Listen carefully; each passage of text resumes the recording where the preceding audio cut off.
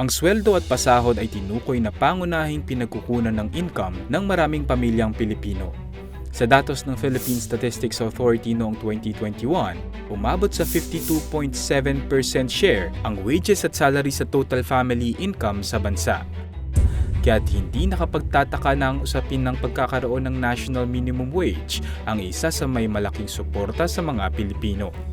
Ngunit kahit gaano pa kaingay ang issue, hindi pa rin ganun kasimple ang pagpapatupad ng panukalang ito. At sa tuloy-tuloy na pag-aaral, lalong lumabas ang importansya na tingnan ang maaaring maging epekto nito sa lahat ng sektor sa industriya ng paggawa. If I may cut you from there, Mr. Secretary, gusto kong ipaliwanag mo sa amin, marami kasi mga ordinaryong Pilipinong hindi masyadong maiintindihan nito. Bakit iba-iba ang sahod, no, ng mga manggagawa? Because may sa Visayas, iba, no? Mag-i-increase kayo dito ng ganito, tapos sa Mindanao, ganito. Paano ba na? Ba't hindi na lang pare-pareho lahat? Can you explain to us? Siguro, ang pagpapaliwanag ay mangangailangan ng balik-tanaw sa kasaysayan. Okay. At marahil hindi ka pa bata, hindi ka pa pinanganak noon, or medyo elementarya ka pa lang siguro noon, Cesar. No? So, noong 1990, merong batas na naipasa, yung tinatawag na Wage Rationalization Act or RA 6727. Ito yung nagtadhana na magkakaroon ng regional minimum wage fixing.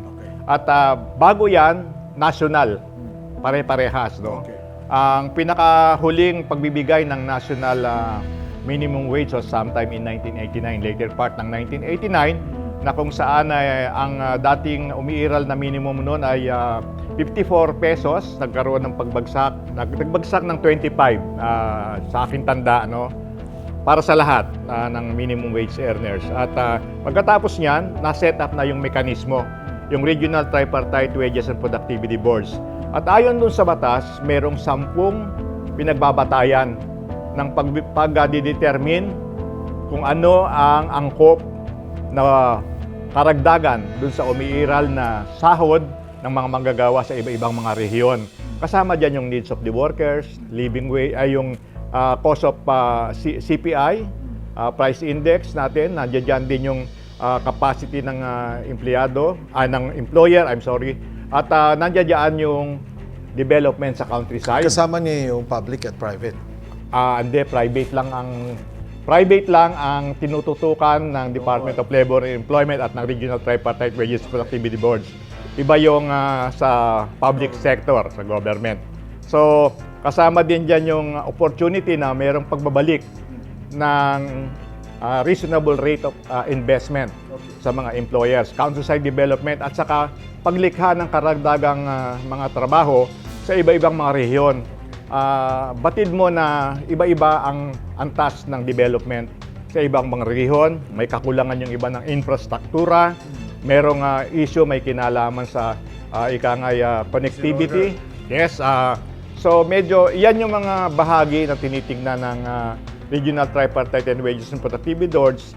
At ayon sa kanilang pagsasaalang-alang nitong mga factors na ito, doon sila nakabubuo nung ano ba ang angkop na karagdagan. Okay, having said that, meron ba tayo for so many years, because of the challenges that we are facing right now, wala ba kayong mga amendments dyan? Wala bang pagbabago para mas matugunan sa akmang panahon? Kasi sasabi nila, we have a new era of population na kailangan angkop din at nababagay din sa tamang panahon.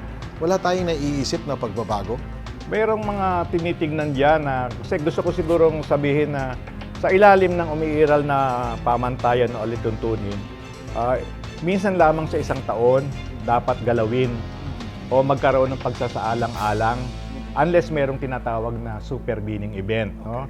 Na magbubunsod upang iyong pag-aralan muli. Pero gusto ko sanang din sabihin, Cesar, na pagkatapos na maglabas ng wage order ng isang Regional Tripartite Wages and Productivity Boards, hindi ibig sabihin tapos na ang trabaho.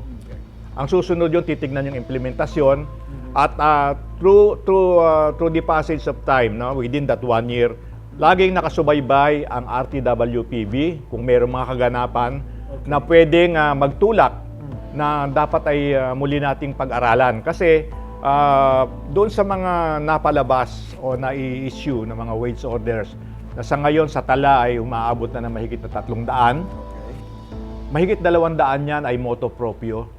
Hindi na ngailangan ng petisyon. So, ibig sabihin, hindi lamang gumagalaw ang Regional Tripartite Wages and Productivity Boards kung may petisyon. Kahit walang petisyon, dapat tignan nila, mandato nila, na suriin ang mga kaganapan. No? So, ganun sitwasyon. Kaya, yung sa mga pagbabago, patuloy na tinitignan yan. At isa pang component, medyo nakakalimutan ito, Cesar. Ang RTWPBs, hindi lamang may kinalaman sa adjustment sa minimum wage. Dapat tanawin din niyang isapin ng pagpapaganda ng productivity. Kaya nga ang pangalan ng mekanismo na ito ay Regional Tripartite Wages and Productivity Boards. Dapat magkaroon ng complementation kasi laging may tanong sa bahagi ng mga namumuhunan, saan manggagaling lagi ang karagdagan? Kung walang karagdagan ding pag-angat o pagtaas ang level ng productivity, pagbabalanse ng sa ganon, yung pakinabang na bunga ng dagdag na productivity, maibahagi sa manggagawa at ang mga namumuhunan naman, meron masasabi natin na meron ding reasonable rate ng return of their investment. Issue One-on-One.